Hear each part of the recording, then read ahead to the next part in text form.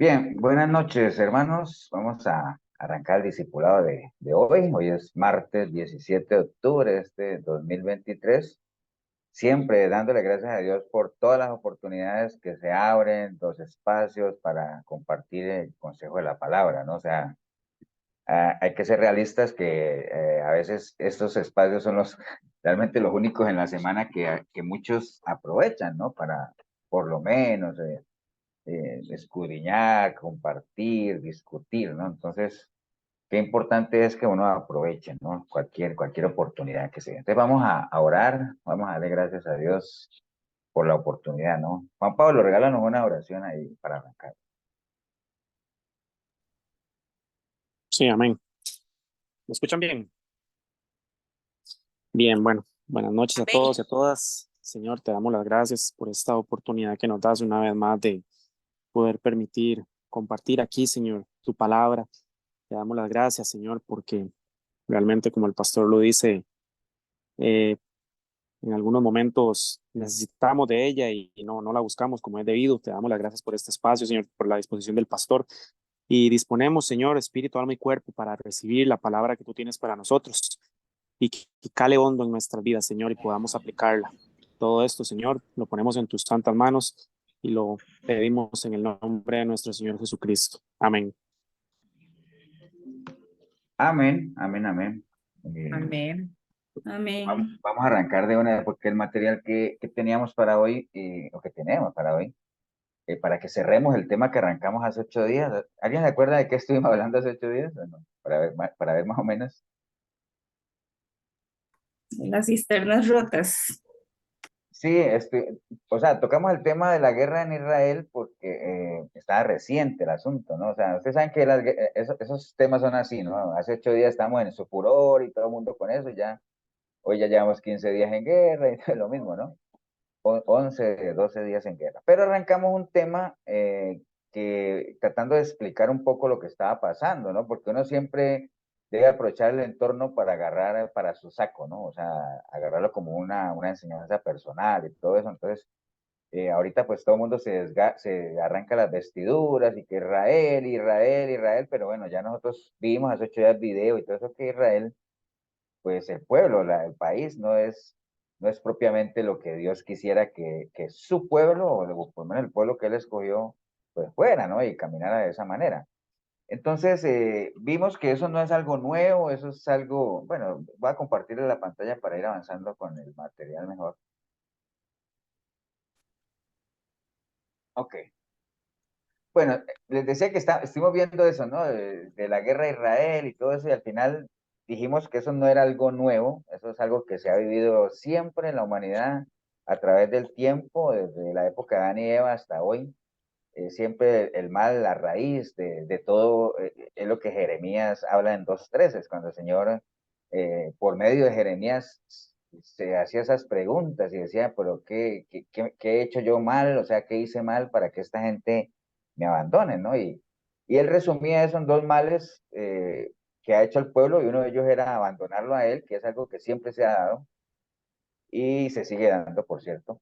Y lo otro es hacerse cisternas rotas, ¿no? O sea, cisternas que no retienen absolutamente nada. Eso lo estuvimos hablando hace 8 días. Bueno, hablamos un poquito del primer mal, que es abandonar a Dios, que es lo mismo que abandonar a Cristo, que es lo mismo que abandonar a la iglesia de Cristo, ¿no? Muchas excusas, digámoslo así, algunas de ellas aplicables, por ejemplo, cuando abrimos estos espacios, la gente pues dice que está muy ocupada, que hay mucho trabajo, muchos estudios, muchos compromisos familiares, eh, que primero hay que atender la familia, bueno, etcétera, etcétera. No me gusta, los temas que se dan ya son temas que ya vimos, bueno, una cantidad de cosas, ¿no?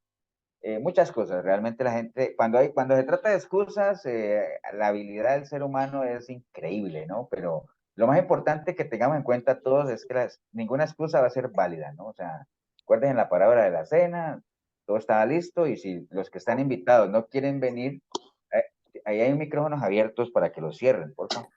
Eh, si los que están invitados a la cena no quieren venir, ténganlo por seguro, y es algo que hay que tenerlo claro, es que el alimento que ha sido preparado no se va a desperdiciar, ¿no?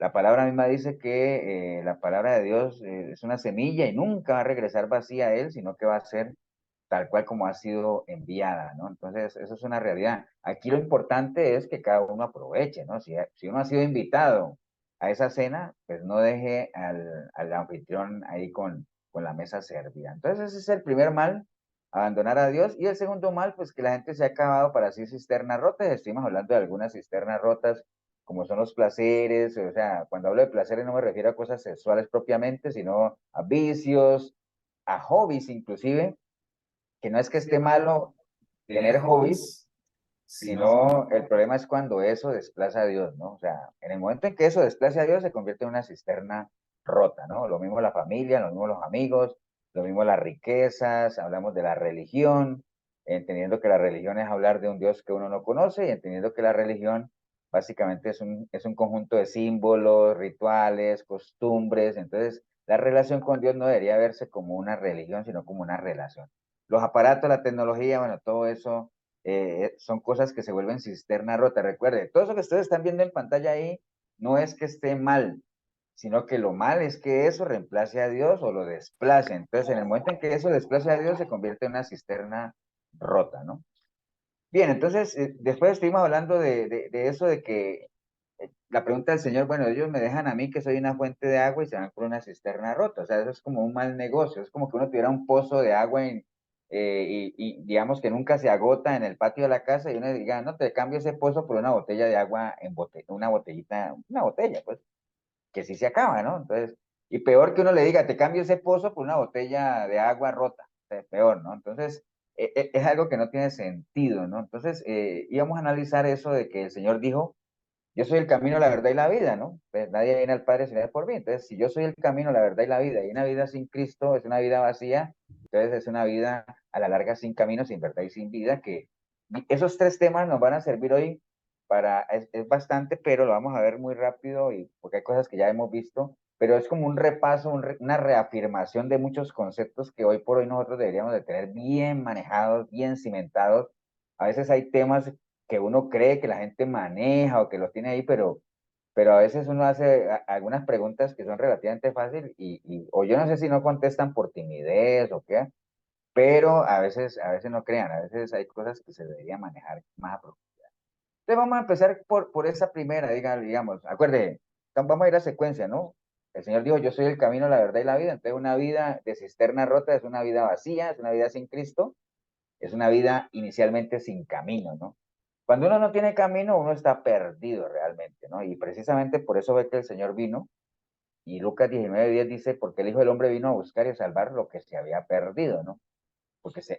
¿A qué se refiere que se había perdido? Porque se extraviaron, ¿no? Se extraviaron del camino, porque obviamente todo arrancó bien, con un plan perfecto del Señor, pero a raíz de la desobediencia del hombre, y cuando digo del hombre me refiero al hombre y la mujer, pues el plan se truncó y hubo una separación, y por un hombre vino el pecado, y por el pecado la muerte, y entonces como hubo muerte, hubo separación, entonces hubo que hacer un plan de rescate, ¿no? O sea, que es lo que el Señor vino a hacer. Entonces, cuando uno habla de que una persona está perdida, no necesariamente se refiere a que esté en drogas o en alcohol, ¿no? O sea, obviamente que eso digamos, es un ejemplo de alguien perdido muy evidente, muy visible, ¿no? Pero lo verdaderamente peligroso son otros tipos de andar perdido, que muchas veces no son tan visibles, ¿no? Dice la palabra, por ejemplo, en Proverbios 14:12, que hay caminos que a uno le parece que están bien, pero resulta que son caminos de muerte. ¿Por qué le parece que están bien? Porque a lo mejor esos caminos están alimentados por éxito, por fama, prosperidad, por alcanzar títulos académicos, por todas las cosas que son buenas, pero ¿de qué le servirían a uno, como lo hemos visto varias veces, si uno pierde el alma? ¿No? O sea, no le sirven absolutamente nada. Qué bueno es tener todo eso, pero tener una buena relación con el Señor, ¿no? Por eso a veces decíamos en son de broma que Eva tenía el mejor hombre del mundo, ¿no? Porque imagínate, tenía una persona hecha imagen y semejanza de Dios, tremenda, ¿no? O por ejemplo, cuando uno ve la descripción que hace la Biblia de Saúl, ¿no? ¿Acuerdan que la Biblia habla de que Saúl era alto, hermosote, que no había nadie en ese pueblo como él y todo eso? Y además de eso, era ungido por Dios. Entonces, tremendo, es lo que cualquiera quisiera tener, ¿no? Pero a veces uno se va más por las cosas materiales, ¿no? Y uno cree que el tener éxito, fama, prosperidad y todas esas cosas es porque uno está siendo bendecido por Dios. Pero recuerden, las bendiciones de Dios son las que vienen de Él, ¿no? O sea, ¿y es fruto de qué? ¿De qué son fruto las bendiciones? De la obediencia. De la obediencia.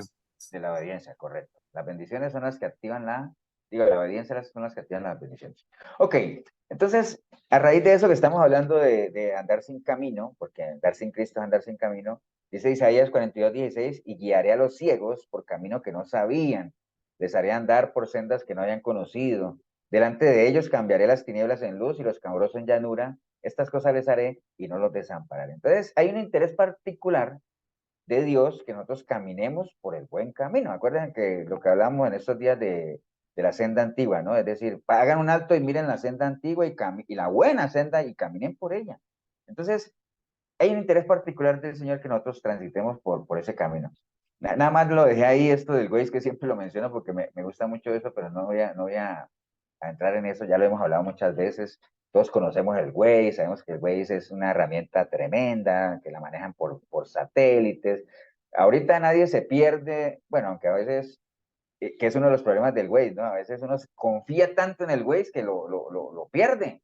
Por ejemplo, yo a veces voy para un lugar y pongo el Waze y yo digo, pero ojo, ¿por qué me está tirando por allá? O sea, si yo conozco la ruta, a veces uno lo pone no sé por, bueno, yo todos los días que voy al trabajo pongo el Waze, aunque yo sé por dónde me voy a ir, pero para que me diga si hay presa por ahí o cuánto me voy a demorar, si voy a llegar a tiempo o no.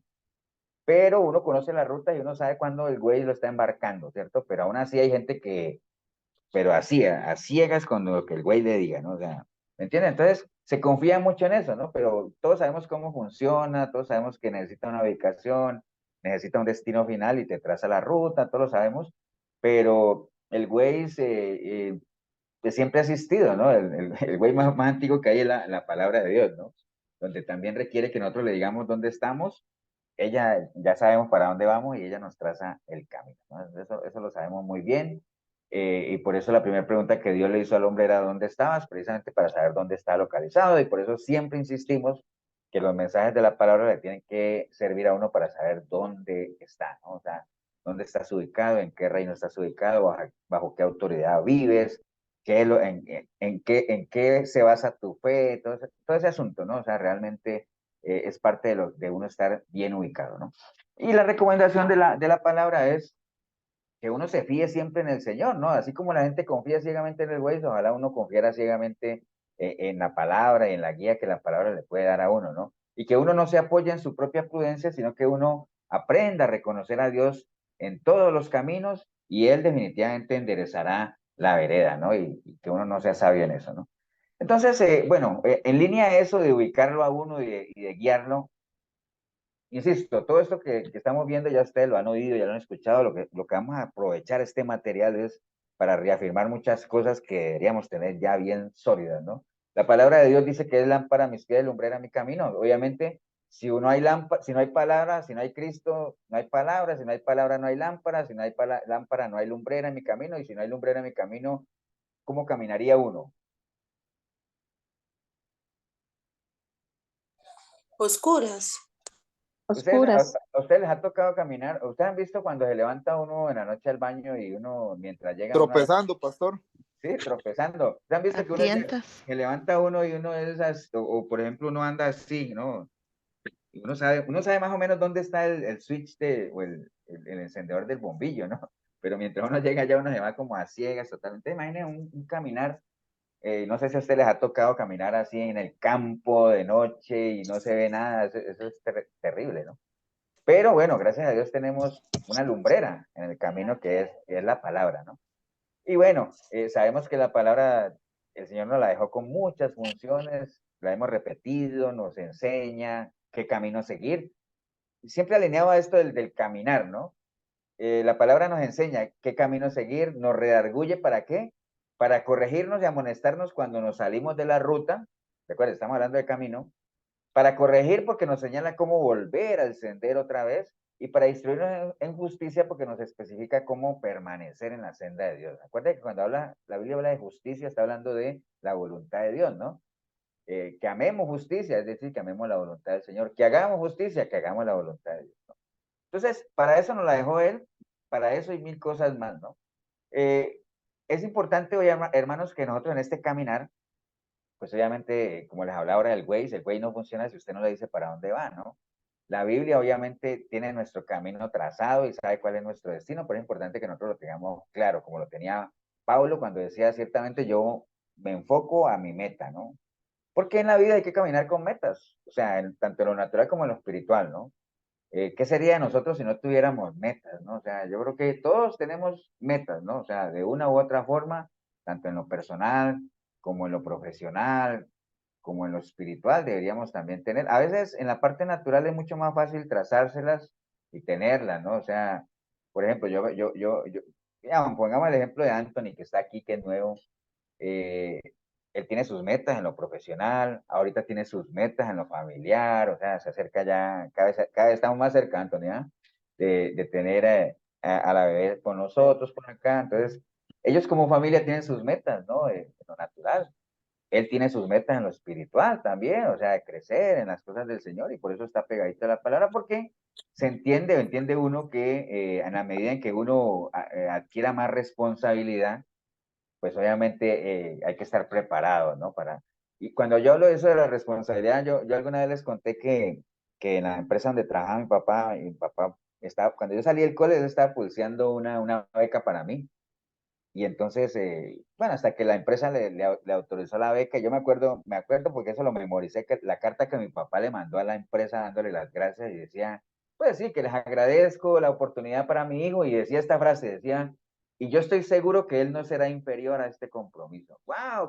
O sea, me metió de lleno con una responsabilidad tremenda de no solamente quedarle mal a la empresa, sino a él como padre, ¿no? Entonces, en la medida en que uno va adquiriendo responsabilidades, uno obviamente tienen que estar alineados a las metas que uno tiene, ¿no? Entonces, y así, como el ejemplo que pusimos de Anthony en lo profesional, en lo familiar, en lo espiritual, todos tenemos metas, sueños, que es bueno tenerlas, pero que no se queden ahí, ¿no? Porque ¿qué le sirve a uno tener una meta, un sueño, si uno no tiene establecido por lo menos la forma en la que lo va a lograr, ¿no? O sea, lo primero es uno establecer su meta, su sueño, y después decir, bueno, ahora sí, ¿cómo lo voy a lograr? ¿No?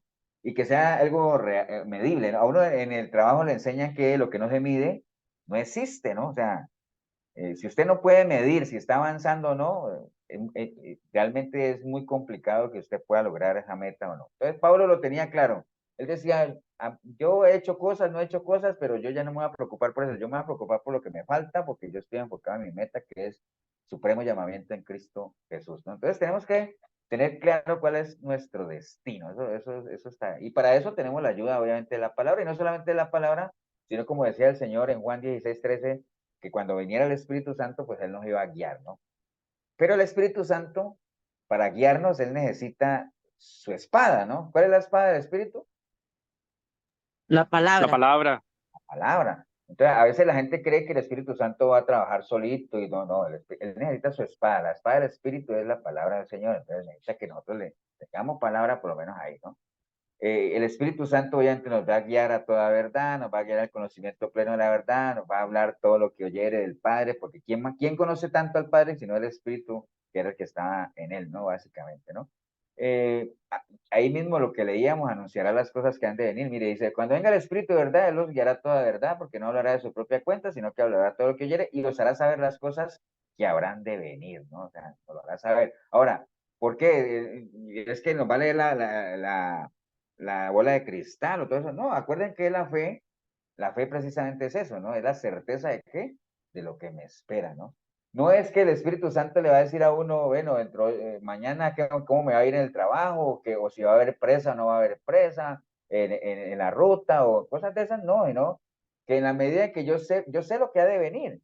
O sea, yo sé que si yo camino en santidad, en obediencia, yo sé lo que viene para mí, porque es el concepto de fe. Como también sé que si bajo la guardia, si me salgo de la senda, si dejo a Dios por ir por una cisterna rota, yo también sé lo que ha de venir para mí, ¿no? Eso lo conocemos, eso lo tenemos, eso lo sabemos plenamente, ¿no? O sea, estamos claros, ¿no?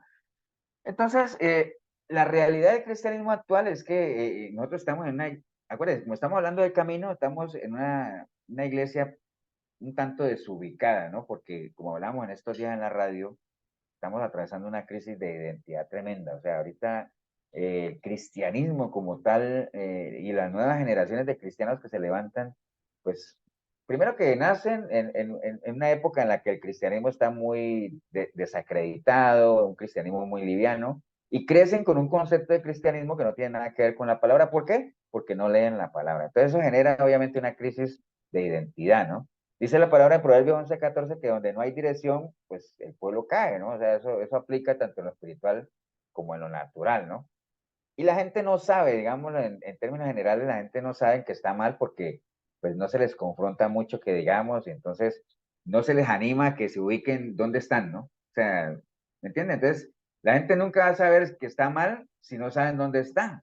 Y no van a saber dónde están porque no se les lleva a confrontarles dónde están, ¿no? O sea, no se les habla del pecado, no se les habla de nada de eso, no se les enseña la palabra, entonces se cumple cada vez más aquello que está escrito y que el pueblo perece simplemente porque no entiende, porque le falta conocimiento, ¿no?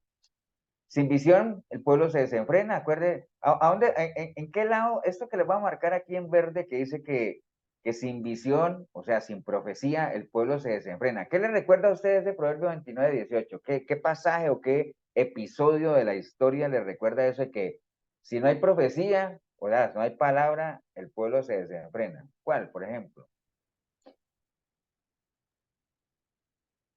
No sé, pastor, me parece, por ejemplo, cuando ya Dios había sacado al pueblo de Israel de Egipto y habían cruzado el Mar Rojo, y me parece que un episodio en donde el pueblo quedó pues esperando a Moisés mientras regresaba con las tablas de la ley, y cuando él regresó pues había un desorden tremendo en el pueblo.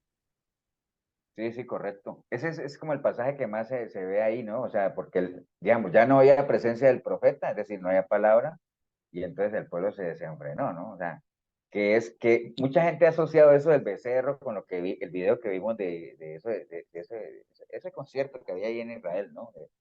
Desenfrenado, realmente si no hay autoridad, si no hay pues eso es algo que nosotros conocemos, ¿no? Pastor, Sí, bien como en el tiempo de los jueces, ¿verdad? Que no era también ese tiempo, en el tiempo de los también, jueces. también porque no había autoridad. ¿Y por qué María en el tiempo de los jueces no había autoridad?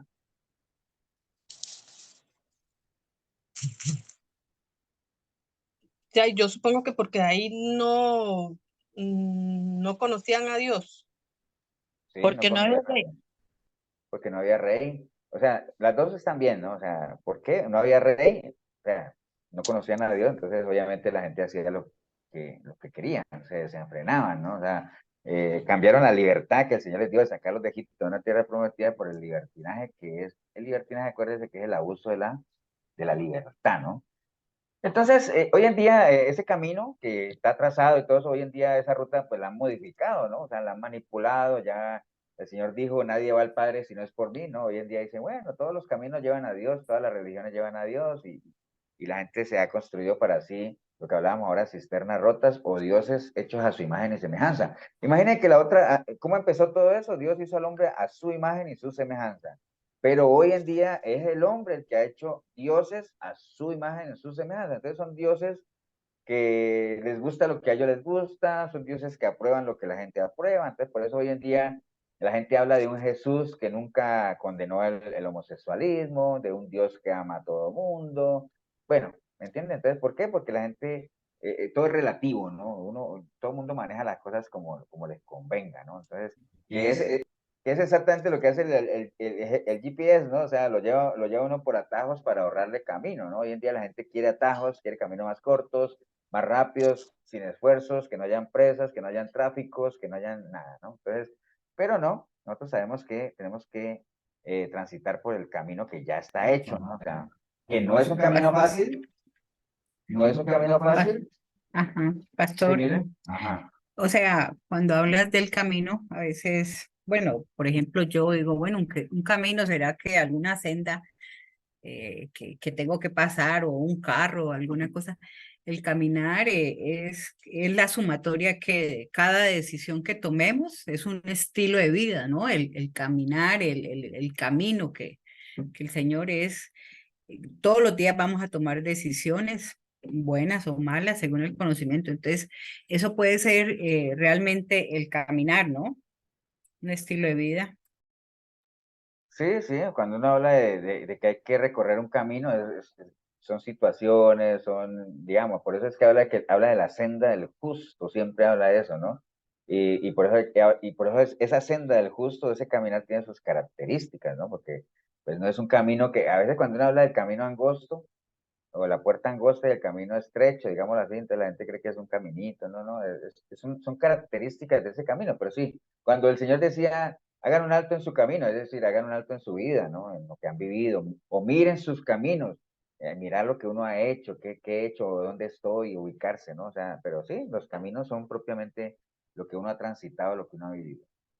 Y por eso decía que ese camino, o sea, la forma de llegar al Padre o la forma de alcanzar la salvación, que ya está trazado, que ya se sabe qué características tiene, pues hoy en día se ha querido modificar y querer hacerlo ver como una alfombra roja, ¿no? Un camino mucho más ligero. Entonces, a raíz de todo eso, obviamente, la humanidad se ha desviado del plan que Dios tiene establecido. Y acuerde que el que se desvía, como dice la palabra, es porque va tras sus propios deseos, ¿no? Proverbios 18:1 dice, su deseo busca al que se desvía y se entromete en todo negocio, ¿no?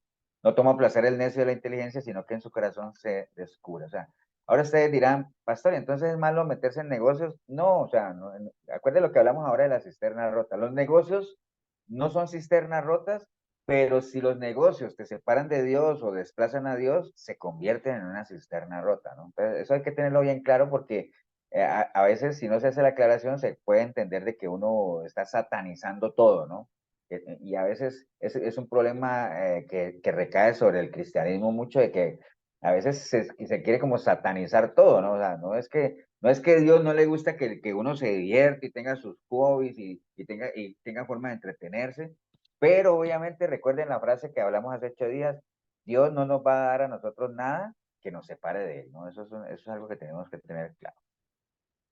Ok, Jeremías mismo ahí en 16:12 dice, vosotros habéis hecho peor que vuestros padres, porque he aquí que vosotros camináis cada uno tras la imaginación de su malvado corazón, no yéndome a mí, ¿no? Por ejemplo, hoy en día, ese Jeremías 16:12 aplicaría para nosotros que nosotros, ¿por qué creen? Analicemos un momentito ese 16:12 que el Señor le decía al pueblo, ustedes hicieron peor que sus padres. ¿Por qué hoy en día dejar al Señor o por lo menos hacer lo que hizo la gente antes, porque hoy en día sería peor todavía que lo que hicieron nuestros antepasados o la gente de la iglesia de antes? Porque hoy en día sería peor. ¿Por qué creen ustedes? Porque Pastor, hoy yo tenemos creo, la palabra. Exacto. y Entonces, porque a La, tenemos veces, más facilidad de buscar a Dios que antes.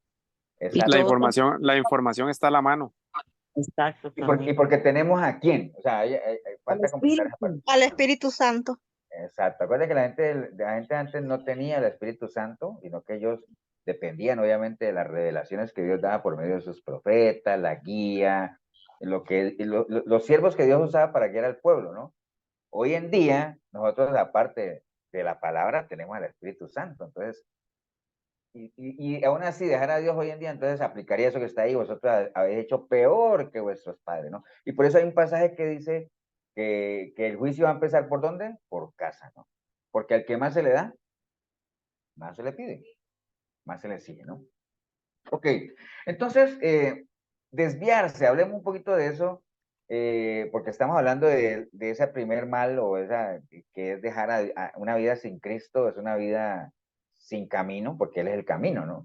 Entonces, ¿qué es desviarse? Bueno, desviarse es tomar un camino alterno. ¿Quién es candidato a desviarse? Solo el que va bien, ¿no? O sea, obviamente, el que está perdido, no, ¿qué más se va a perder, no? O sea, es candidato a perderse o a desviarse aquel que va bien, ¿no? Eh, Hoy en día, lo hemos comentado varias veces, eh, ustedes, yo, conocemos personas que iban bien, iban por el camino, por la senda correcta y se han desviado, ¿no? Y el tema no tanto, desviarse nunca es bueno, pero el problema no es tanto desviarse, sino que realmente uno no vuelva a retomar la senda, ¿no? Hay gente que se ha desviado y cada día se desvía más, ¿no? Nunca lo retomaron. Y por eso es que la palabra lo que recomienda es, busca al Señor en todo, siempre búsquelo, y si uno se ha desviado, Él enderezará nuestros caminos, obviamente media antes de eso que uno lo busque, ¿no? Y que lo busque uno de corazón realmente, ¿no? Entonces, La gente que se ha desviado, y lo que hablamos el domingo en eso de bajar la guardia, no es de la noche a la mañana, es un proceso, caen en distracciones. Nosotros ahorita ya cuando nos acercamos cada vez más a final de año, son épocas fértiles o tierras fértiles para distracciones, porque comienzan a haber cositas que no es que estén mal, o sea, vuelvo, insisto, no es que esté mal, sino que no en vano existe aquello de los cristianos escolares. ¿Se acuerdan que eso lo hemos hablado de los cristianos escolares? ¿Se acuerdan de eso? ¿Saben No, cuáles son los pastor, cristianos? honestamente. ¿No saben cuáles son los cristianos escolares? ¿Alguno se acuerda? Que se van de Ah, los vacaciones que, en diciembre. sí, Sí, que Los se que pierden en regresan, noviembre y se pierden en noviembre y vuelven en febrero, como Ajá. cualquier colegial, ¿no? Si es que vuelven, ¿no? Porque te digo, hay muchos que ya no regresan.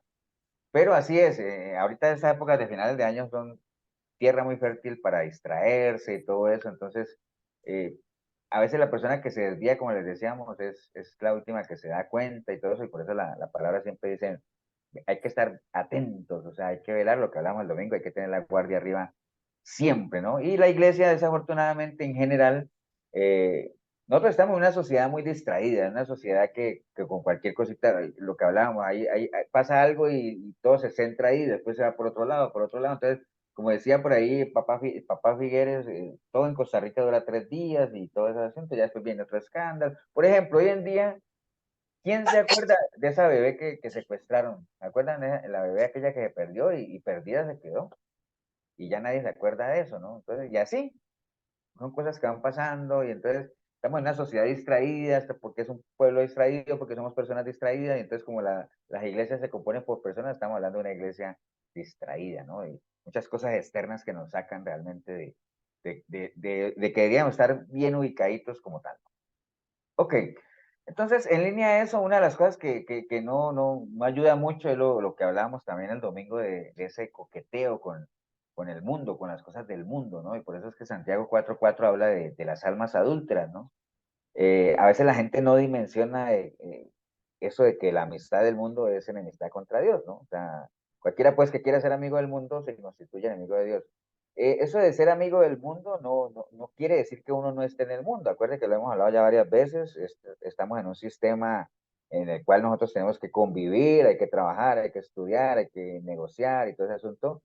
Pero una cosa es eso y otra cosa es ser amigo del mundo, entendiendo que la palabra amigo ya conlleva otro tipo de relación, ¿no? Entonces, ahí es donde hay que tener mucho cuidado. Cuando hablamos de gente adúltera, no estamos hablando propiamente en lo natural, estamos hablando de gente adúltera en lo espiritual, que se dicen que creen en Dios, pero realmente van en pos de otros dioses, ¿no? Minúsculas, que ligado al tema que estamos hablando aquí, no es otra cosa que cisternas rotas que lo que hacen es apartarlo a uno de Dios, porque acuérdense que todo lo que lo aparte a uno de Dios, a la larga se convierte en un ídolo, ¿no? Entonces, la amistad con el mundo, como les decía, no necesariamente tiene que ver con convivir con gente que no sea cristiana, sino básicamente hacer amistades, ¿no? Como tal. Cuando hablamos de mundo, acuérdense lo que les dije, ¿no? Estamos aprovechando esto para algunos conceptos que tenemos ahí para amarrarlo, ¿no? Cuando hablamos de mundo hay que tener mucho cuidado cuando la Biblia se refiere a la palabra mundo, ¿no? Porque muchas veces hay que leer el contexto para ver si se está hablando de la creación como tal o está hablando de ese sistema que es gobernado por Satanás, que se caracteriza por cosas mundanas totalmente separadas de Dios y totalmente llenas de impiedad, ¿no? Cuando dice que Dios amó tanto al mundo, no está hablando de este último que les dije, sino a la humanidad como tal, a su creación, ¿no? Entonces, hay que leer el contexto como tal para ver a qué se está refiriendo. Es lo mismo que estar en la carne, ¿no? A veces hablaban de cuando Jesucristo estuvo en la carne, o sea, ¿cómo que Jesús estuvo en la carne? Sí, cuando estuvo vivo, cuando estuvo en su cuerpo. ¿Me entiendes? Entonces hay que saber, hay que manejar esas cosas, ¿no? Entonces, a raíz de eso, la recomendación de Pablo a la iglesia de Roma era que no se conformaran a este siglo, sino que se transformaran, básicamente renovaran su entendimiento. Y la única forma de uno saber cuál es la buena voluntad de Dios, agradable y perfecta, es precisamente que uno renueve su manera de pensar para que con los pensamientos de Él uno pueda entender a Él. Y no conformarse a cómo este sistema nos va llevando a ver algunos temas que aprendimos fuera de Dios, como la familia, el matrimonio, la misma homosexualidad como tal, ¿no? O sea, que la gente hoy en día la ve de una manera muy normal, muy natural y es parte de, y hay que ser tolerante y todo eso. No, hay que ver las cosas como Dios las ve, ¿no? Eso lo tenemos que tener claro. ser muy selectivo con quién nos relacionamos.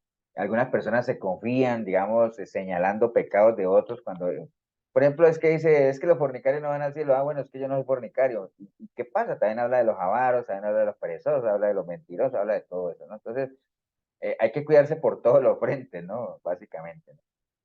No descuidar para nada eso. Entonces, no conformarse a ese sistema, por eso el Señor dice, búsquenme mientras yo pueda ser hallado, porque va a llegar un momento en que me van a buscar y no me van a encontrar, ¿no? Entonces, el anhelo del Señor está claro. Yo deseo que ustedes prosperen, es decir, que avancen en el propósito que yo tengo para ustedes y que así como prosperan obviamente en su salud y prospera su alma como tal, pero entendiendo que prosperar siempre es ese, avanzar, trascender, subir. Por eso hablamos el domingo de que la vida del cristiano es una vida de constante crecimiento, constante prosperidad, ¿no? No es de dos pasos adelante y uno atrás, tres pasos arriba y dos abajo, ¿no? Hay que estar creciendo siempre. Y para crecer es clave, es importante aprovechar todas las oportunidades que se nos presenten, de compartir la palabra, de estudiar, de escudriñar, de preguntar, de explicar, de enseñar. O sea, todas esas oportunidades hay que aprovecharlas como tal, ¿no? Acuérdense cuando el profeta le dijo a Cap que Dios le iba a dar el triunfo, que le iba a poner el enemigo en la mano, y entonces dijo, ay, qué bueno, está bien, y entonces, ¿quién va a empezar la guerra? Entonces le dijo, no, pues tú la tienes que empezar, ¿no? Entonces, hay batallas que nosotros tenemos que empezarlas, ¿no? Porque a veces uno se confía ahí, y hay cosas que con las que uno convive, ¿me entiende? Y convive y no las ataca y no las ataca. Y mientras uno no ataque esas situaciones o esas cosas, nunca las va a superar, ¿no? Nunca va a trascender sobre ellas, ¿no? Entonces, las batallas, muchas batallas las tiene que empezar uno, ¿no? Como tal. Entonces, esa es una vida sin camino, totalmente desubicado, o sea, sin saber para dónde vamos. Entonces, aquí lo importante es simplemente eso, ese es uno de los males, hace parte del primer mal que el pueblo ha hecho, que es dejar a Dios. Al dejar a Dios, uno deja de tener un camino, ¿no? Una senda, un destino final, ¿no? Entonces, lo importante es siempre ubicarse. Acuérdense lo que hablamos del Waze ahora, ¿no? ¿Sabes dónde estoy? Ya sé para dónde voy, ya la senda está trazada, entonces no hay nada aquí. Lo único que tenemos que ponernos es a caminar nada más y aprender a leer las señales y para eso necesitamos entendimiento, necesitamos palabras, etcétera, etcétera. ¿Alguna pregunta ahí con esto del camino o algo así? ¿O un aporte que quieran hacer? ¿Alguno de ustedes alguna vez se ha perdido, digámoslo, en alguna ruta, o yendo a algún lado y diga, uy, estoy perdido? ¿Cuál es la sensación que hay? Claro, a mí me pasa, aunque sea en el trabajo, pastor, pero a veces me pasa que voy para un lado y tomo para otro lado. No sé si eso servirá como ejemplo. Pero ¿cuál es la sensación? ¿Qué sientes tú, Sandra? Como, bueno, yo en lo personal, aunque sea trabajo, siento algo como en el alma, como una impotencia extraña, así como, o un susto, tal vez, a veces también me asusto y yo, uy, no, no era por aquí, como algo así, tal vez es porque es trabajo, ¿verdad? Tal vez si fuera un paseo o algo así, tal vez uno tendría otra sensación. Sí, definitivamente es una sensación como de desazón, a veces de miedo cuando uno se mete. ¿Cuánta gente no le ha pasado que por meterse mal o cruzar mal se meten en tierras peligrosas, ¿no? Pasó Sí. frustración y miedo también. En estos días estaba viendo un video de unos turistas gringos, y creo que ellos, yo no sé si eran montados o no, pero se veía como muy. Eso fue en México, y ellos iban manejando, iban con un mapa ahí, y, decían, pues, y hablando en inglés, ¿no? Y yo no sé a dónde fueron a meterse, porque creo que iban para, no sé para dónde iban, pero se metieron en una tierra bien rara y les salieron como tipos armados, ¿no? Y esos están que lloraban ahí, no sabían hablar español y todo eso, pero como a veces hay malhechores que también tienen su corazón, ¿no? Entonces como que los vieron muy asustados y muy gringo, entonces, no, tranquilo, tranquilo, tranquilo, pero vayan por ahí y todo eso, pero están que lloraban, ¿no? Entonces eso le ha pasado a uno a veces, se mete por tierras muy peligrosas, pero lo importante de eso es que uno puede volver a salir y volver a interesar. Pero cuando uno se da cuenta que realmente va mal, porque si uno no se da cuenta que va mal, pues uno se embarca totalmente, ¿no? En lo espiritual pasa exactamente lo mismo, por eso la Biblia dice que hay gente que le parece que su camino va bien, y hay gente que, vea, estoy totalmente convencido que hay muchas personas que creen que van bien y no van bien, ¿no? Y yo les confieso a ustedes que si hay algo que a uno, a mí, por ejemplo, en lo personal, me llena como de, uy, que es que uno, o sea, que uno no se cuide lo suficiente y que uno llegue ante la presencia del Señor y uno le diga, Señor, pero vieras que yo tantas cosas que hice en tu nombre y todo eso, y que le digan a uno, aparta, pero no lo hiciste conmigo, apártate de mí. ¿Me entiendes? Eso debe ser triste, muy triste que a una persona le pase eso, ¿no? O sea, debe ser algo catastrófico. Pero, ¿por qué? ¿Y por qué catastrófico? Porque ahí ya no va a haber nada que hacer, ¿no? O sea, ya no va a haber chance de nada, absolutamente de nada. Pero bueno, ese es, como les decía yo a ustedes, hay un interés particular del Señor para que nosotros caminemos por la senda correcta y por eso nos ha dejado tantas cosas, nos dejó la palabra, nos mandó al Espíritu Santo para que nos guíe, nos recomienda, aprendan a leer señales, o sea, no dejen la simpleza, o sea, ¿me entiende? Por eso es que ahí es donde siempre viene la pregunta al Señor, bueno, ¿qué más puedo yo hacer? O sea, ¿qué más puedo yo hacer? O sea, yo no puedo hacer más, que es lo mismo de la parábola aquella de la viña, acuerda que sembró uvas, hizo el lagar, la torre, el cerco, el agua, y al final salieron uvas silvestres, y la gente quería echarle la culpa a él y decía, pero ¿qué más podría hacer? Yo hice todo lo que tenía que hacer, así es que juzguen ustedes como tal. Bueno, entonces, una vida sin Cristo es una vida sin camino, eso lo tenemos completamente claro. Una vida sin Cristo, el Señor dijo, yo soy el camino, la verdad, entonces una vida sin Cristo también es una vida sin verdad, ¿no? O sea, no hay verdad en un caminar sin Cristo. Por eso, Proverbio 23:23 dice, compra la verdad y no la vendas. La sabiduría, la instrucción y la inteligencia es clave que nosotros paguemos el precio por la verdad, porque cuando dice compra la verdad, generalmente cuando uno compra algo hay que pagar un precio, ¿no? Porque si uno no paga el precio, no sería una compra, sería una donación, sería un regalo, y no venderla es no negociarla por lo general, ¿no? Una vida sin verdad es una vida de engaños. Por eso Juan 8:32 dice que si nosotros estamos en la verdad, es decir, tenemos al Señor, vamos a conocer la verdad. Y es la única manera de ser libre cuando uno conoce la verdad, ¿no? Porque fuera del reino de Dios, como les decía ahorita, todo es relativo. Nosotros vivimos en un sistema que se caracteriza porque todo es relativo. ¿Ustedes saben qué entienden ustedes cuando yo digo que todo es relativo? ¿O qué es algo relativo? Algo. Que todo el mundo tiene una opinión diferente de cada cosa. Por eso Sí, lo único verdad para mí es la verdad de Dios y todo lo demás es relativo. ¿Alguien más? exactamente lo que ella dijo, lo que ella dijo, que cada quien ve sus cosas a su forma o a su conveniencia a veces también, pastor. Y también que, exacto, esa es la conveniencia es importante, que algunas cosas funcionan para uno y para uno sí, para otro no. Uno siempre, un ejemplo muy, muy sencillo de algo relativo es, por ejemplo, el agua hirviendo, ¿no? Si usted en el agua hirviendo, usted echa una zanahoria, ¿qué pasa con esa zanahoria? Pone suave, Se ablanda, ¿cierto? Se ablanda. se ablanda. Y si en esa misma agua hirviendo echa uno un huevo, ¿qué pasa con el huevo? Se pone duro. Se endurece, ¿me entiendes? Y estamos hablando de la misma agua, ¿no? Entonces, para algunos tiene un efecto, para otros tiene otro efecto, ¿no? Entonces, así es algo relativo. Entonces, de lo que le sirve al uno no le sirve al otro y porque cada uno lo acomoda a su propia conveniencia, como usted lo hablaron aquí.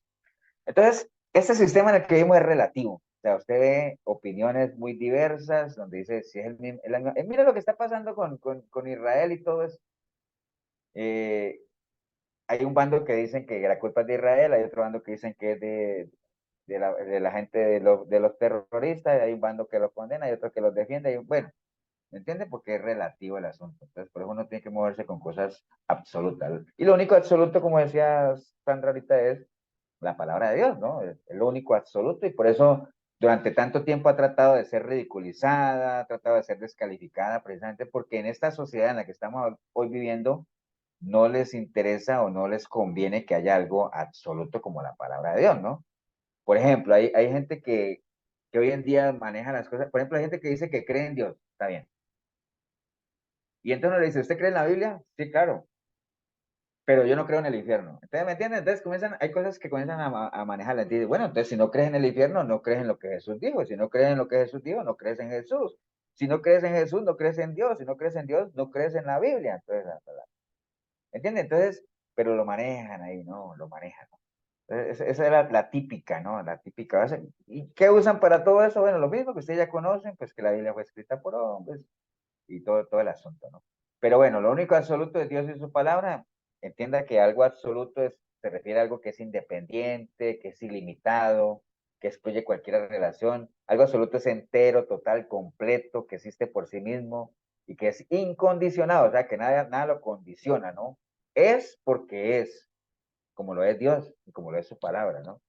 Nada lo condiciona, no es que como estamos ahorita en una crisis, entonces la palabra se suaviza, no, la palabra es la misma y todo va a pasar, menos la palabra, ¿no? Eso es lo que se va a mantener totalmente absoluto. Y por eso es que la recomendación que le llamo ahorita es, entendiendo que la verdad de Dios es lo único absoluto, es lo único que nos va a mantener firme, es el fundamento de nuestra fe, compra la verdad, es decir, no compre falsedad. O sea, bueno, me imagino que si en lo natural uno lo tiene claro, ¿de qué vale la pena comprar algo que es falso? Bueno, a lo mejor uno podría comprar algo falso y uno podría engañar a mucha gente, ¿no? Pero uno sabe que eso es falso, que eso es una imitación como tal, ¿no? Y por eso es que la recomendación siempre de Pablo era lo que dice en Filipenses 4:8, que ustedes lo conocen, que uno debe pensar solo en las cosas que son verdaderas, ¿no? ¿Por qué? Porque lo falso, es fantasía, ¿no? Algo que es fantasía, algo que es falso no se sostiene, ¿no? Entonces, pensar simplemente en cosas que sean verdaderas, que sean honestas, eh, que sean de buen nombre. ¿Me entiendes? Lo que ustedes ya conocen de Filipenses 4:8, ¿no? Nosotros ahorita estamos entrando, y lo he mencionado varias veces, en esta época de fin de año donde comienzan advertencias sobre las estafas. ¿Se acuerda que lo hemos mencionado varias veces? Y ahí la importancia de uno conocer la verdad, ¿no? No le puede meter un billete falso si usted conoce los billetes verdaderos. No lo... En Colombia hay algo que le llaman el paquete chileno, no sé, que es una estrategia de robo muy, bueno, yo no sé si todavía lo usarán o no, pero parece que uno va caminando y tiran un paquete ahí, entonces uno lo recoge, ahí hay plata, entonces se le acerca a alguien ahí y dice, uy, esa plata, y entonces lo van embolatando a la gente, y al final terminan robándolo, eso le llaman el paquete chileno. Son estrategias de robar. Ahora, ¿quién cae en eso? El que no sepa, ese tipo de estrategias, ¿no?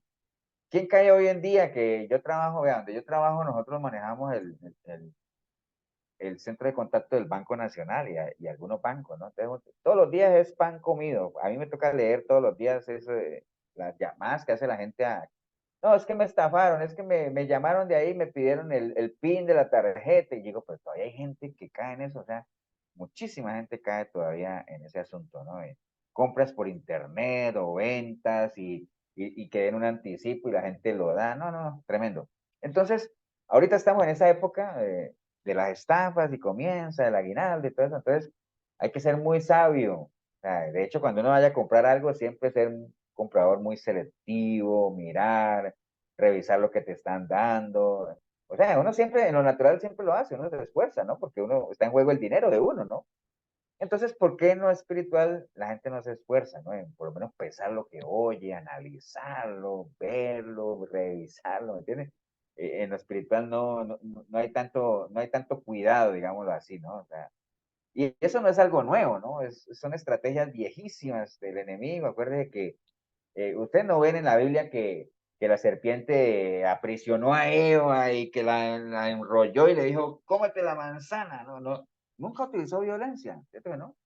Fueron palabras sutiles, fueron convencimiento, que es lo mismo, es la misma estrategia que se usa hoy en día, ¿no? Por eso es que la Biblia siempre nos dice, amados, no crean a todos, sino prueben los espíritus si son de Dios o no, porque hay muchos falsos profetas por ahí que han salido del mundo. Entonces hay que comprar la verdad, ¿no? Y no venderla, obviamente. ¿A qué se refiere con no venderla? Generalmente cuando vende uno algo, a ver, Cuando ya no lo necesita. cuando ya no lo necesita, ¿cierto? O por ejemplo, cuando no funciona, que a veces en esas ventas de garaje uno ve, bueno, la mayoría de las cosas son cosas bien baratas, algunas funcionan, pero hay algunas otras que no funcionan muy bien, entonces se venden a un menor precio de lo que valdrían, ¿cierto? Entonces, generalmente uno vende algo cuando uno ya no lo necesita, ¿no? Cuando realmente no funciona y uno no quiere repararlo, ¿no? La verdad, obviamente, entendiendo que la verdad de Dios nunca va a caer en esa categoría, ¿no? Que uno llegue al punto de creer que ya no necesita de la palabra o que ya no es útil para uno o que cierta palabra ya ya tú la dominas, la tienes, entonces no la usas porque ya, ¿me entienden? Ese tipo de cosas, ¿no? Nunca la palabra realmente entrará en un nivel de ese de que uno quiera venderla, ¿no? Porque realmente ¿para qué? O sea, no tiene sentido. Y hay una historia que es la historia siempre que uno habla de esto de compra, la verdad y no la venda, la historia de la viña, aquella ¿se acuerdan de Jezreel? Bueno, los que tengan Biblia que pueden ir ahí a Primera de Reyes, vamos a leer nada más esa partecita para sacar algo que está ahí en Primera de Reyes 21, del 1 al 4, ¿no? Primera de Reyes 21, del uno al 24, es una historia muy larga, pero es la historia de Acab y la viña de Nabot. ¿Ustedes conocen esa historia o no? ¿La mayoría? No, señor. Sí, amén. Sí, sí. Ok, bueno, vamos Sí, a mí. a resumirla ahí. Hay mucha, digamos, es una historia y que básicamente porque estamos hablando de este tema de lo preciado que es la verdad, ¿no? Y de la importancia de uno conocer la verdad. Entonces, dice la palabra ahí en Primera Reyes 21, dice que pasadas estas cosas, aconteció que Nabot de Jezreel tenía allí una viña, junto al palacio de Acab, el rey de Samaria. Acab era el rey de Samaria, ¿no? Acuérdense que Samaria era la capital de quién. Vamos a ver, a meter un poquito de historia a este asunto. Samaria era la capital de dónde.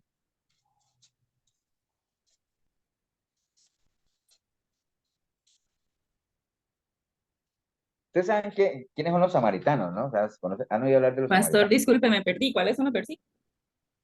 Primera de Reyes 21. Ah, Es que dice 21. ahí Gracias. que esta persona Nabot tenía una viña junto al palacio de Acab, que era el rey de Samaria.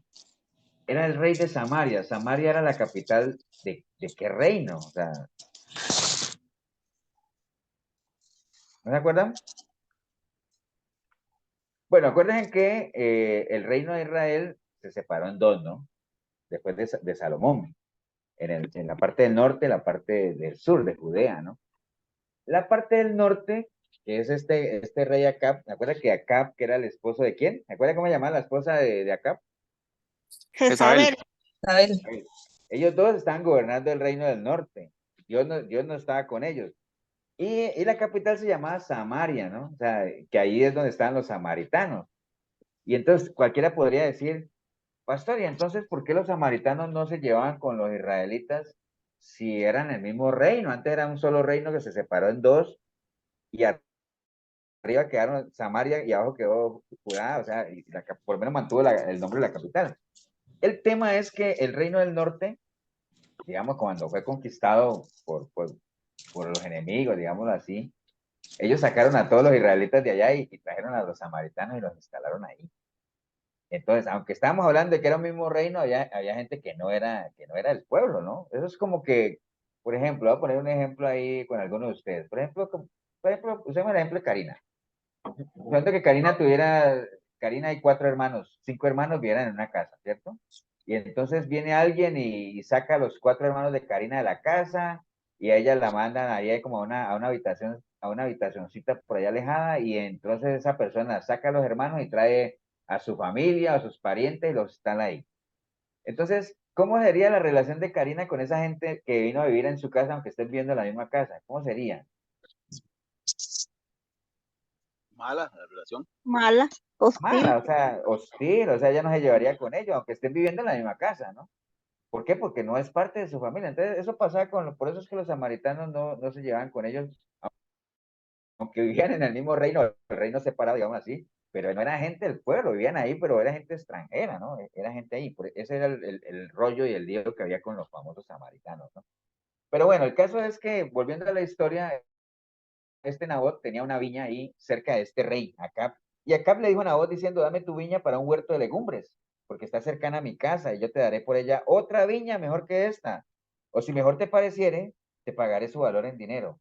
Y Nabot le respondió a Acab, guárdame Jehová de que yo te dé a ti la heredad de mis padres, ¿no? Entonces ahí vemos el concepto realmente de lo que había en eso, ¿no?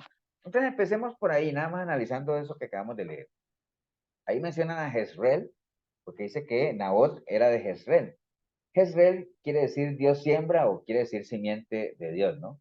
Están hablando de una viña, generalmente cuando uno ve viñas, el Señor mismo decía, yo soy la vid verdadera, entonces digamos que la viña tipifica a Cristo ahí en esa historia, ¿no? Y también habla de la vid verdadera, ¿no? Que representa el verdadero evangelio, la palabra de Dios, o sea, que ha sido sembrado ahí.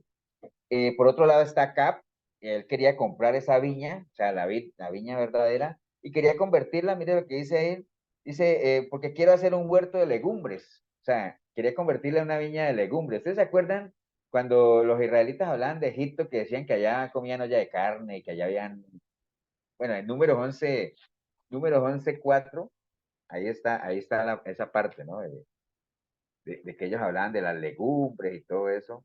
Voy a leerles nada más para que vean que no es mentira. Números 11, de 4 a 6 dice, y la gente extranjera que se mezcló con ellos, ¿se acuerda que Números es la historia ya cuando el pueblo iba por el desierto de Israel, ¿no? Y la gente extranjera que se mezcló con ellos porque la gente se estaba quejando, tuvo un vivo deseo y los hijos de Israel también volvieron a llorar y dijeron, ¿quién nos diera a comer carne? Nos acordamos del pescado que comíamos en Egipto, de los pepinos, los melones, los puerros, la cebolla, los ajos, bueno, todas las legumbres, ¿no?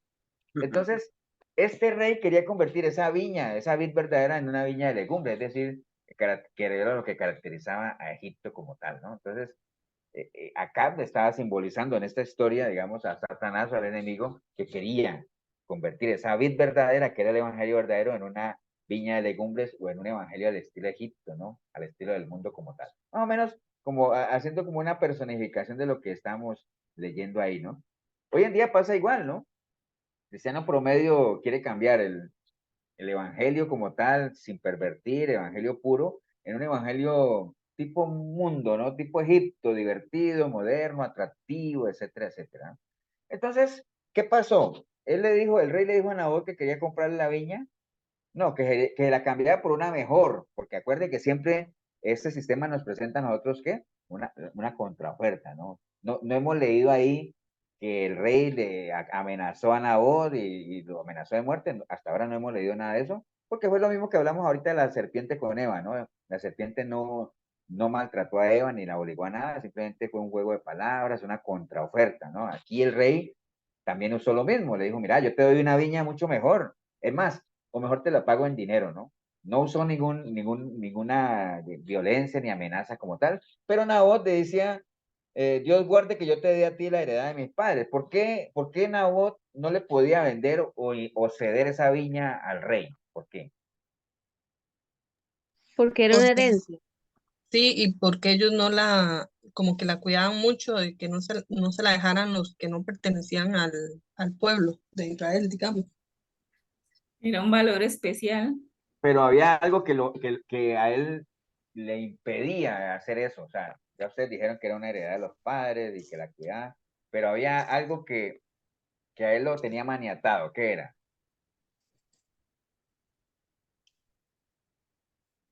Tiene que ver con lo que ustedes dijeron y yo dije, ¿no? Y el respaldo de la palabra, no, del conocimiento que él tenía, ¿El conocimiento de qué? de la ley. Exacto. Era una ley, ¿no? O sea, la heredad de los padres no se podía negociar. La heredad de los padres tenía que ir de padres a hijos, ¿no? Nabot lo sabía, él lo conocía, entonces por eso él dice ahí, dice, y Nabot le respondió, guárdame Jehová de que yo te dé a ti la heredad de mis padres. ¿Por qué? Porque él sabía que esa heredad tenía que ir de generación en generación, ¿no? Por más que te ofrezcan una viña mejor, por más que te den plata, lo que sea, él sabía que él conocía la verdad, conocía la ley y sabía que tenía que mantenerse ahí, porque él podía haberla vendido, pero hubiera ido en contra de la ley, hubiera desobedecido a Dios y era el peor negocio que él podría haber hecho, ¿no? Entonces, digamos, esta historiecita que vimos aquí rapidita, bueno, más adelante ustedes conocen la historia de que el rey fue allá a ponerle la queja a la esposa, que ese no me quiso vender la viña, y entonces Jezabel, como buena Jezabel, le armó tremendo bochinche y al final puso una gente en contra de él, lo mataron, lo apedrearon y le quitaron la famosa viña, ¿no? Entonces, pero bueno, lo que quería hacer énfasis ahí es la importancia de conocer la verdad. ¿Para qué? Para que uno se sujete a ella, ¿no? Porque no vale la pena. Si uno ya sabe, uno conoce la verdad, no vale la pena negociarla, ¿no? Porque el peor negocio para él hubiera sido, ahora ustedes dirán, pastor, pero ¿de qué le sirvió si de todas formas lo mataron? Sí, pero no, pero por lo menos no hizo nada en contra de Dios, que era lo que realmente a él le interesaba. Por eso él dice ahí, guárdame Jehová, ¿no? O sea, había un respeto como tal, o sea, había un compromiso con eso, ¿no? Entonces, que es lo que, es mucho lo que falta hoy en día, ¿no? A veces uno, Dios guarde, por ejemplo, es una frase que uno usa mucho, Dios guarde esto, Dios guarde acá, pero realmente uno lo dirá con el sentido de ese compromiso con ese Dios que uno está mencionando, o sea, porque hoy en día lo que menos vemos es precisamente el compromiso, ¿no? O sea, con la palabra como tal. Por eso es que Pablo le decía a la iglesia de Roma también que él, por lo menos él no se avergonzaba del evangelio porque él sabía realmente el poder que había en la palabra, ¿no? Como tal.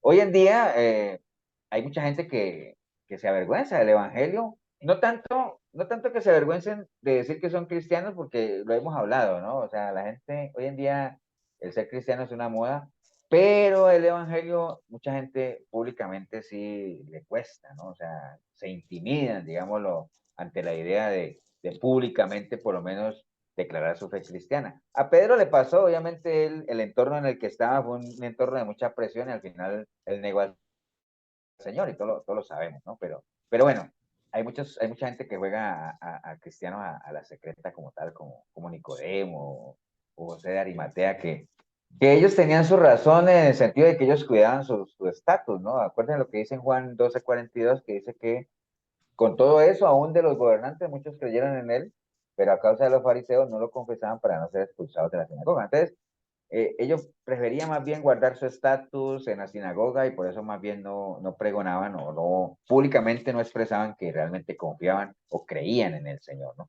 Ya cuando el Señor se murió, pues ahí sí aparecieron como tal, ¿no? Por eso dice el Señor en Mateo 10:32 que cualquiera pues que me confesare delante de los hombres, yo también le confesaré delante de mi Padre que está en los cielos, y a cualquiera que me niegue delante de los hombres, yo también lo negaré delante de mi Padre que está en los cielos como tal, ¿no? Entonces, sí, hoy en día hay poco compromiso, entonces la gente se conforma con creer que son cristianos, pero acuerde que no todo el que viene a Israel es israelita, no todo el que se dice que es cristiano, pues es cristiano como tal, ¿no? Eh, que uno a veces lo veía en los católicos, ¿no? Que uno le dicen, ¿usted es católico? Dice, sí, pero no practicante. Entonces uno dice, ¿cómo es eso? ¿Qué entienden ustedes cuando un católico le dice a uno que es católico no practicante? De que fue criado en el catolicismo, pero por ejemplo que no va a misa, ni reza el rosario, ni participa de ninguna de las cosas. O sea, es puro título, ¿ah? Ajá. Sí, está Ahora, afuera, totalmente. si eso lo lleváramos al cristianismo, que sean cristianos no practicantes, ¿qué serían entonces? Que creen Que, en Dios, que, pero no le obedecen. Que no se congregan, no leen la palabra, nunca se han bautizado, no han nacido de nuevo, o sea, no han hecho nada que un verdadero cristiano por lo menos debería haber hecho, ¿cierto? Sí. Fuera de la obediencia.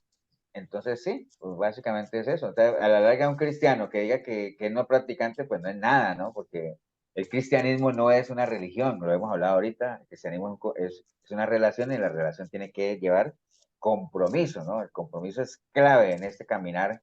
Y estamos hablando, ¿y por qué estamos hablando de todo esto? Porque estamos hablando de que una vida sin Cristo es una vida sin verdad, ¿no? Y la verdad obviamente tiene que ver mucho con la palabra, tiene que ver con esa responsabilidad que adquirimos en el momento que decimos que somos cristianos, no solamente de mostrarlo como tal, sino de tratar de llevar a otros a que también lo sean, ¿no?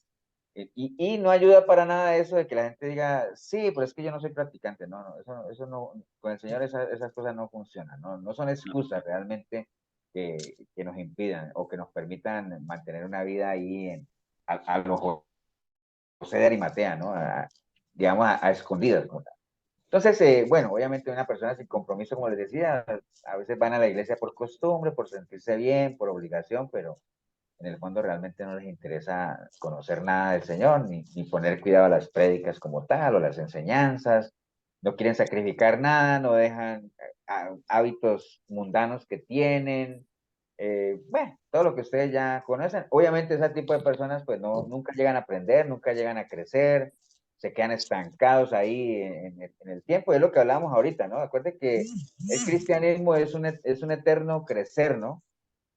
Algunos crecen más rápido que otros, espiritualmente hablando, pero uno debería algo crecer. Eso es como cuando usted digamos que lo inverso, como cuando usted se mete a hacer una dieta o se mete a hacer ejercicio digamos, le toca pesaje cada 5 días. Entonces, uno lo que aspira siempre es que cada vez que uno vaya a pesarse, algo haya bajado, ¿no? O por lo menos haya ganado masa, que los indicadores muestren algún cambio, pues, pero que uno lleve meses y años y siga ahí con la misma pancilla y no baje nada, ¿me entiendes? Entonces, espiritualmente es lo mismo, ¿no? Que se vea un cambio, que realmente uno pueda decir con convencimiento, no soy lo que era antes, todavía no soy lo que Dios espera, pero ahí voy caminando. Entonces, hoy en día, algo que frena mucho eso es la falta de compromiso como tal, porque el comprometerse, ustedes saben que comprometerse con alguien o con algo implica meterse, ¿no? Involucrarse, conocer, ¿entiendes? O sea, hay que pagar un precio, como hablamos ahora, por eso es que comprar la verdad no es gratis, hay que pagar un precio, ¿no? Porque si no ya no sería una compra, ¿no? Y un ejemplo de eso es lo que siempre hemos hablado de la famosa cueva de Adulán de David, ¿no? Que la gente llegó ahí en ciertas condiciones deplorables, pero después de estar un tiempo con él, siendo guiados, siendo instruidos, ya después se convirtieron en los valientes de Dios, que ese es el proceso que realmente uno debería atravesar como tal. Pero hay gente que llega a las escuelas, hay gente que llega a las iglesias en estados deplorables, débiles, con baja autoestima, y pasa el tiempo y no salen de esas condiciones. Entonces, uno podría decir que son personas que realmente no le creen a la palabra, ¿no? O sea, no creen que hay un poder restaurador, como decía Pablo, yo no me avergüenzo del Evangelio porque estoy convencido que es poder de Dios para, ¿me entienden? Entonces, si la gente no trasciende, uno podría interpretar eso como que realmente no creen que realmente hay poder en la palabra para transformar, ¿no? Entonces, eso de las iglesias tiene que ser una cueva de Adulán como tal, o lo que ya nosotros conocemos como tal, ¿no? O por ejemplo, lo que le decía Jesús a Pilato, ¿se acuerdan? Que Pilato le preguntaba a él que si él era el hijo de Dios o algo así, entonces él le dijo, bueno, pero eso ¿quién te lo dijo?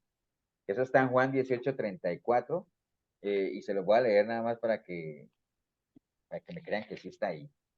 Juan 18:34, perdón. Juan 18:34 dice la palabra del Señor, cuando estaban ahí en el pretorio y todo eso, ¿no? Entonces Pilato volvió a entrar en el pretorio y llamó a Jesús y le dijo, ¿eres tú el rey de los judíos? Y entonces Jesús le dijo, ¿dices tú esto por ti mismo o te lo han dicho otros de mí? ¿Entiendes?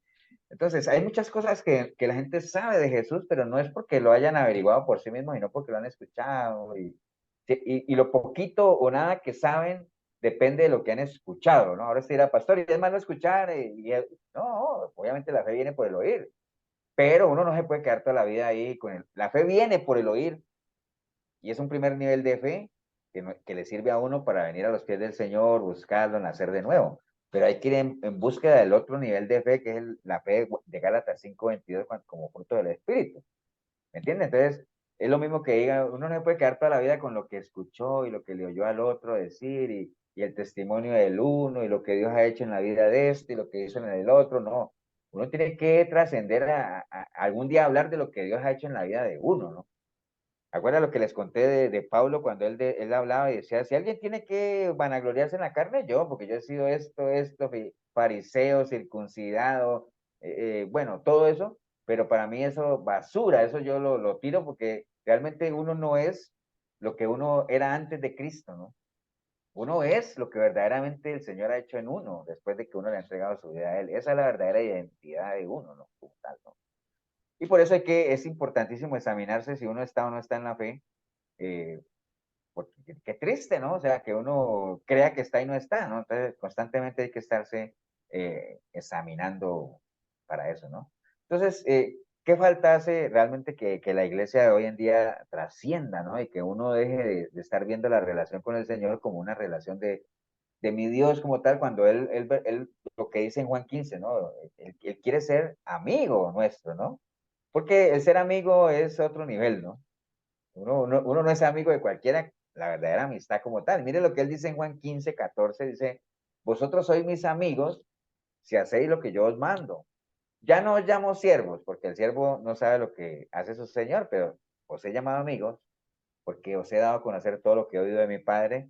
Vosotros no me escogisteis a mí, sino que yo os escogí a vosotros, y os designé para que vayáis y deis fruto, y que vuestro fruto permanezca, para que todo lo que pidáis al Padre en mi nombre os lo conceda. Esto os mando que os améis unos a otros. Entonces, mire, ese es otro nivel ya de amistad, ¿no? Entonces, pero él lo dice claramente ahí. Ustedes se acuerdan que uno lee cuando dice que Noé era amigo de Dios y el Señor llamaba amigo a Moisés o ¿me entienden? Entonces, esa relación tan cercana como tal. Y él dice ahí que uno es amigo de él en la medida en que uno le obedezca, porque es una manera muy visible, digámoslo, de demostrar amor cuando uno obedece, ¿no? Cuando uno tiene esa intimidad con él, que uno disfruta de su presencia, que es lo que uno hace con los amigos, ¿no? Uno disfruta realmente los momentos en que, cuando hay amigos que uno verdaderamente aprecia, uno disfruta esos momentos de compartir, ¿no? Recibimos revelación de la voluntad del Padre, llevamos fruto, nuestras oraciones son respondidas y cada una de las cosas que hacemos refleja su carácter en nosotros, ¿no? Entonces, ahí les decía de estos ejemplos, por ejemplo, Adán caminaba con Dios al atardecer, Abraham, el Señor lo llamaba amigo, Moisés hablaba con Dios frente a frente, David adoraba a Dios con pasión, el apóstol Juan recostaba su cabecita ahí en el regazo del Señor. Entonces, es otro tipo de relación. Y si hay algo que caracteriza a estos personajes, era el tiempo que pasaban con Dios, ¿no? O sea, entonces el tiempo es clave. Y estamos hoy en día en unos tiempos donde no hay tiempo, ¿me entiendes?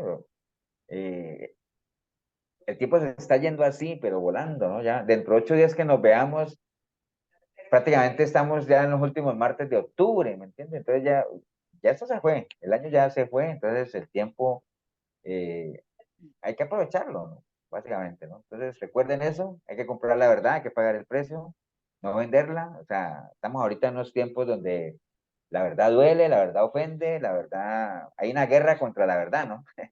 Y entendiendo que la verdad es el Evangelio de Cristo, pues hay una guerra contra todo lo que es la palabra de Dios, contra todo lo que tiene que ver con Dios como tal. El pueblo de Dios se ha pervertido en el sentido de que ya no quieren ser diferentes. Bueno, lo veíamos hace 8 días también con el video que vimos de Israel y de todo eso, de que habiendo visto Israel la mano del Señor, como Dios los ha llevado de guerra en guerra y que les contaba yo de aquella guerra de los 6 días contra todo el pueblo árabe, que algunos especialistas militares o estrategas decían que no había realmente explicación de cómo Israel había ganado esa guerra y que la única explicación que ellos podían dar es que se le atribuía al Dios de ellos, ¿no? Básicamente porque no había más explicación. Un país tan pequeñito contra todo ese poderío árabe y aún así lo hizo, pero entonces debería ser un pueblo que caminara de una manera diferente, en agradecimiento, pero no, hoy en día allá hasta peor que otros pueblos que por lo menos no se ufanan de decir que son el pueblo de Dios como tal, ¿no? Entonces, en Judas 3:4, la palabra dice, amados, por la gran solicitud que tenía de escribiros acerca de nuestra común salvación, me ha sido necesario escribirles exhortándoos que contendáis ardientemente por la fe que ha sido una vez dada a los santos, porque algunos hombres han entrado encubiertamente, los que desde antes habían sido destinados para esta condenación, hombres impíos que convierten en libertinaje la gracia de nuestro Dios y niegan a Dios, el único soberano, y a nuestro Señor Jesucristo. Esta advertencia que está en Judas es un común denominador casi que en el Nuevo Testamento, ¿no? O sea, de saber que estos tiempos son bien complicados y que hoy en día hay un tesoro muy grande que se llama la verdad, ¿no? Entonces, tener la verdad y caminar en verdad y ser personas de verdad es algo muy costoso y es algo muy valioso, ¿no? Por eso la palabra nos dice, no la vendas por nada, o sea, no la vendas, paga el precio por ella, pero no la vendas, ¿no? O sea, camina en verdad, ¿no? Y lo que hablamos ahora de Nabot, obviamente Nabot conocía la ley y él no estaba dispuesto, obviamente, a hacer nada que fuera, porque el alto costo que él sabía que iba a pagar si quebrantaba la ley era peor, ¿no? Allá en Daniel 3 también hay una historia ahí de cuando Nabucodonosor hizo la estatua de oro, ¿se acuerda que todo el mundo tenía que adorarla y trajeron a los amigos de Daniel, a Sadrach, Mesach y Abednego y que dijeron que tenían que postrarse y entonces y que si no se postraban, ¿qué? Van para el horno, entonces dijeron, vamos para el horno, porque aquí no hay nada que negociar, o sea, no hay nada, es que no hay nada que negociar, ¿entienden? Entonces así tiene que ser con la verdad de Dios, con la palabra, no hay nada que negociar, aunque el costo sea alto, pero bueno, ¿quién ha dicho que iba a ser fácil, no? Nadie dijo que iba a ser fácil. Por lo general uno nunca valora lo que es gratis, ¿no? O sea, hay una canción por ahí en Colombia que decía, no quiero nada regalado porque a mí lo regalado nunca me ha sabido a nada. Bueno, es una canción ahí secular, pero tiene mucha razón eso, ¿no? Y recuerden cuando David iba a hacer el templo, dijeron, ¿Para qué es? ¿Para hacerle el templo a Jehová? Ah, bueno, no, entonces te lo regalo. No, no, no, no, no. A mí no me regalen nada. Lo que sea para Dios a mí me tiene que costar, decía él, ¿no? Entonces, bueno, estamos en un mundo dominado por la mentira, el engaño, y bueno, básicamente el Señor, por decir la verdad, es que fue crucificado como tal. Y siempre están las dos, ¿no? O sea, las dos opciones siempre, en este caminar siempre van a haber dos opciones, o la vida o la muerte, el bien y el mal, la verdad o la mentira, ¿no? Entonces, cada uno tiene libre albedrío, si es una persona que quiere caminar en verdad o si quiere caminar en mentira, cada uno toma su decisión.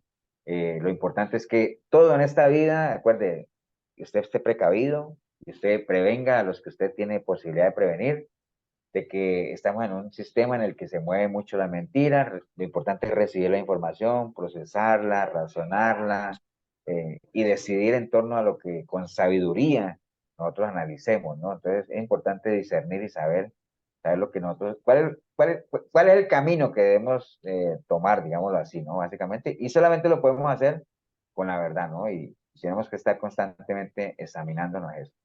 Como les decía, bueno, les dije lo del camino, hay un interés particular del Señor que caminemos, obviamente el camino que Él ya tiene trazado, hay una intención particular de Dios de que nosotros obviamente conozcamos la verdad y por eso dice Él que la intencionalidad de Él es que todos se salven, pero no solamente eso, sino que lleguen al conocimiento de la verdad como tal, porque hay una profecía de Amos 8 que yo creo que sí la estamos viviendo, aunque todavía no plenamente, que dice que van a haber días en los cuales va a haber hambre en la tierra, pero no hambre de pan, sino ni sed de agua, sino de oír la palabra de Dios, ¿no? Y la gente va a ir de mar en mar, de norte a oriente, buscando la palabra de Dios y no la van a encontrar. Es difícil hoy en día encontrarla, pero creo que todavía no estamos ahí de que no la encontremos. La palabra está ahí. Eh, Creo todavía en Proverbios 1:22 que dice que la sabiduría clama en las calles, ¿no? La palabra está al alcance todavía. El problema es que la gente no la valora como tal o no la busca. Recuerda que hemos hablado de la palabra como un espejo. La palabra es el espejo del alma, pero es un espejo en el que cada día la gente se ve menos, ¿no? Si nos viéramos en ese espejo las mismas veces que nos vemos en los espejos de las casas, pues imagínense, otro gallo cantaría como tal, ¿no? Entonces, ahora, siempre la pregunta que decimos, ¿no? Es, ¿por qué las mega iglesias permanecen llenas? Entonces, si es que estamos, que la palabra escasea, porque es un evangelio, ya lo hemos visto, es un evangelio que vende, es una contraoferta más llamativa, hay más activismo en esas iglesias, hay más actividades, bueno, hay tantas cosas que llaman la atención y eso llama, ¿no? Eso llama, entonces, pero bueno, acuerde que los verdaderos siervos de Dios nunca se han caracterizado por ser bien aceptados como tal, sino que por lo general la gente lo rechaza, ¿no? Compra la verdad y no la venda, Salmo 15, dice la palabra Jehová, ¿quién habitará en tu tabernáculo? Acuérdate, ¿qué caracteriza el tabernáculo? Cuando uno dice, ¿quién habitará en tu tabernáculo? Es lo mismo que decir que.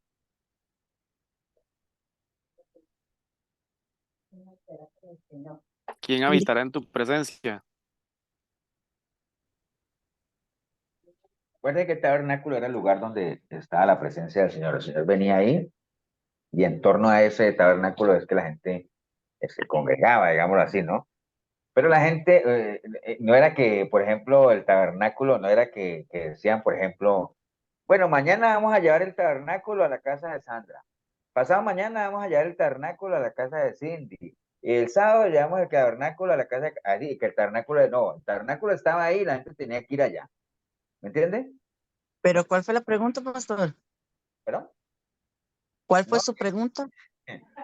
Bueno, la pregunta, no, que estaba preguntando yo que cuando decía, es que estaba leyendo yo este versículo aquí que dice, Jehová, ¿quién habitará en tu tabernáculo? Entonces estaba preguntando que habitar, cuando dice, ¿quién habitará en tu tabernáculo? Era lo mismo que qué. Entonces Juan Pablo muy acertadamente dice, ¿quién habitará en tu tabernáculo? Es lo mismo que decir, ¿quién habitará en tu presencia? ¿Por qué? Porque el tabernáculo era el lugar donde está la presencia de Dios. Pero la gente Ok, tenía que ir al tabernáculo, no era que el tabernáculo sí, lo llevaran a donde estuviera la gente. Entonces, ¿quién es el ya, que va a estar en tu tabernáculo? Es decir, en tu presencia. ¿Quién morará en tu monte santo? Acuérdense que cuando la Biblia habla de monte, eso es lo mismo también, ¿no? Es exactamente lo mismo. Por eso es que está poniendo las dos cosas. Cuando uno habla de los montes, ¿qué caracteriza a los montes?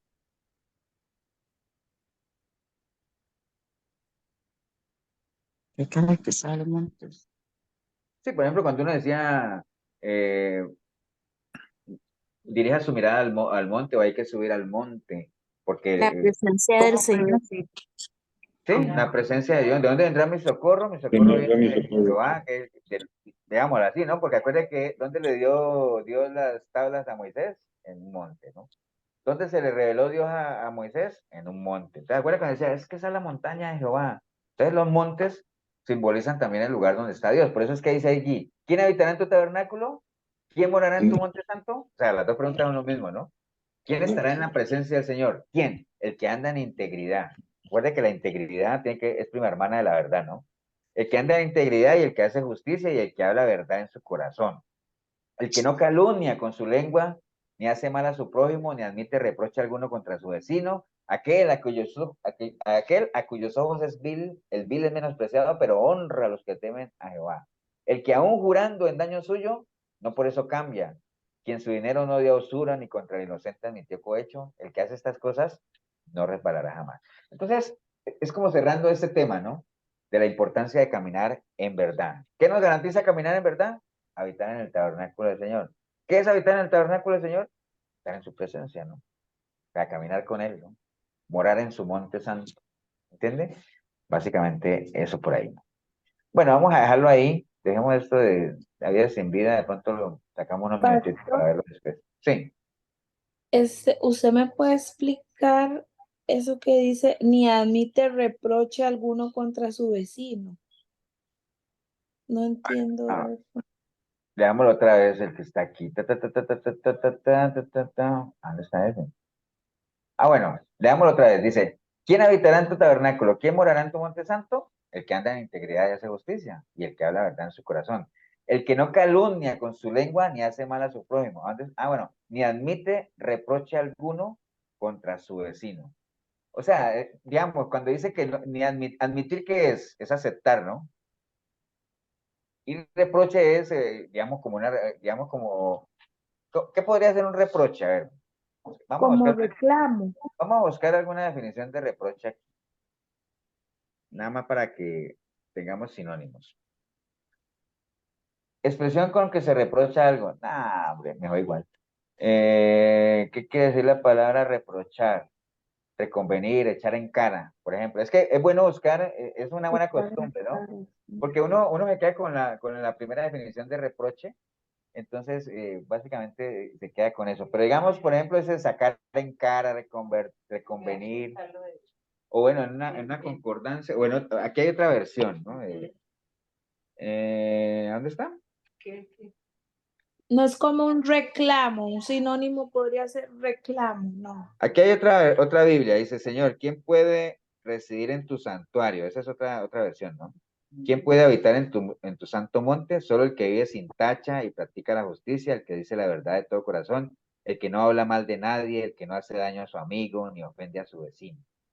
El que mira con desprecio a quien desprecio merece, pero honra a quien honra al Señor, el que cumple sus promesas, aunque le vaya mal, el que presta dinero sin exigir intereses, el que no acepta soborno. Bueno, esa es otra versión. Entonces, que no admite reproche alguno contra su vecino, sí, el que no se mete en pleitos con la gente sin causa alguna, por ejemplo, o no está hablando mal de la persona, o no está sacando cosas en cara, o, ¿me entiendes? O sea, o mirar con desprecio, básicamente a eso se refiere, ¿no?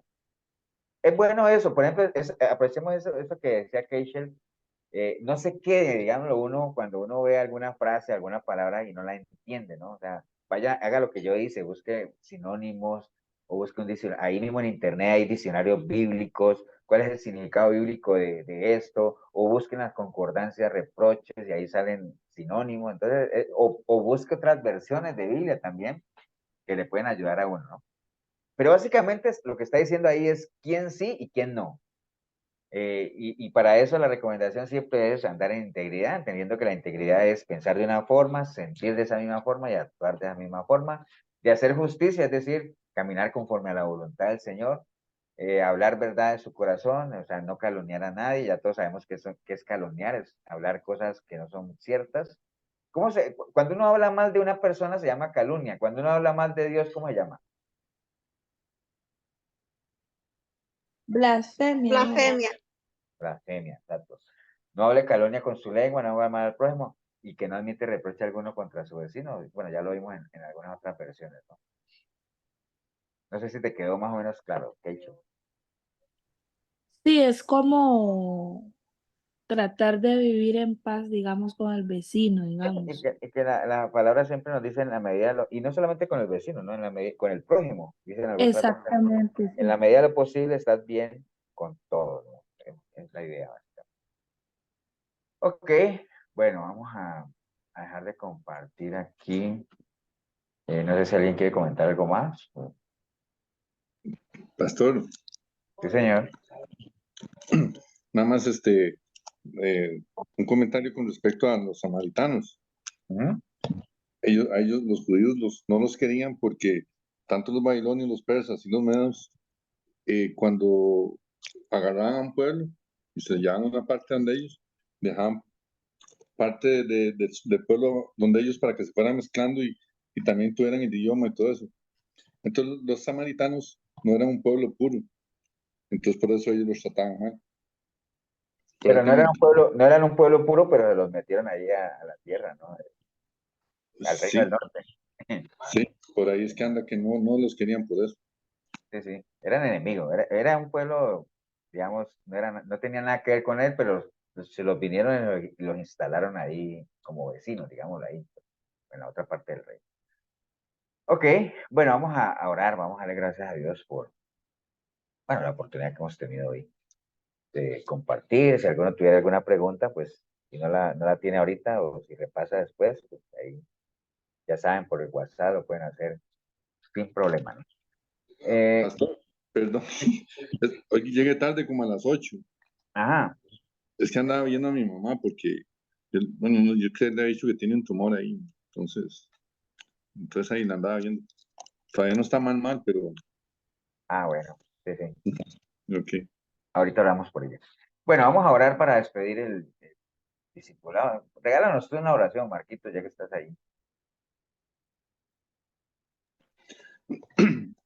Bendito y adorado Padre, te damos las gracias por la enseñanza del día de hoy, Señor, por esa palabra que nos renueva el Espíritu, Señor, que llega a llenarnos de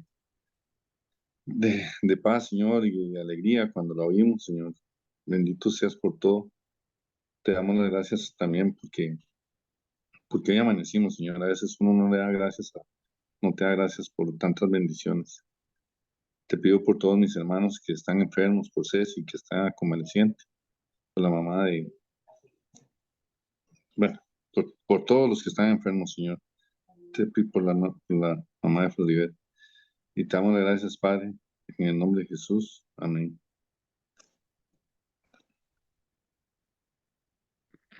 Amén. Amén. Amén, amén.